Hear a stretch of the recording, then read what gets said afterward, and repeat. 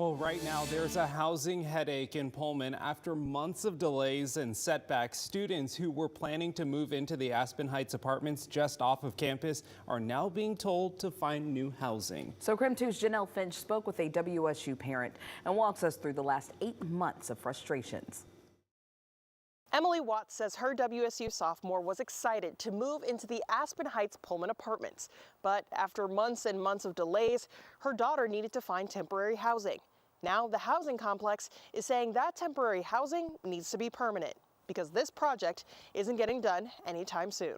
WSU parent Emily Watts says her Aspen Heights concerns began in August, but started out small. We received a call right before they were supposed to move in August that things weren't going to be ready for like a couple weeks. They were going to move in about mid-September. A delay wasn't ideal, but Watts wasn't too worried. We could stick it out for about a month and that would be fine. A 1-month delay turned into 7. It was getting pushed back further and further. During this time, Watts says the apartment complex provided rent-free temporary housing at another location. It's just really unsettling to have your kids far away and to just not feel like they had a place to call her. I mean, she's living out of boxes still at times, so it's just been difficult. Finally, a glimmer of hope. And they finally got notice that they were able to move in at the end of February. A hope that was short-lived. The students all received a notification, at least my daughter did, on February 20th that they were no longer going to be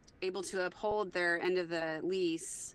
So they were releasing the students of the lease and they needed to find either a place to live by March 15th or they needed to start paying rent where they were originally living rent-free. Watts says she feels like the company left students behind. It just feels strange that you can just release yourself from a lease and not uphold your end of the bargain. This just feels like they were abandoned and they're just kind of stranded. Paying rent at the temporary housing could lead to another problem. Currently, where they're being required to pay rent where they weren't originally supposed to goes through the end of July. And a lot of these places that they want to live next year, the lease starts June 1st. And so the students are now having to pay rent at 2 different places.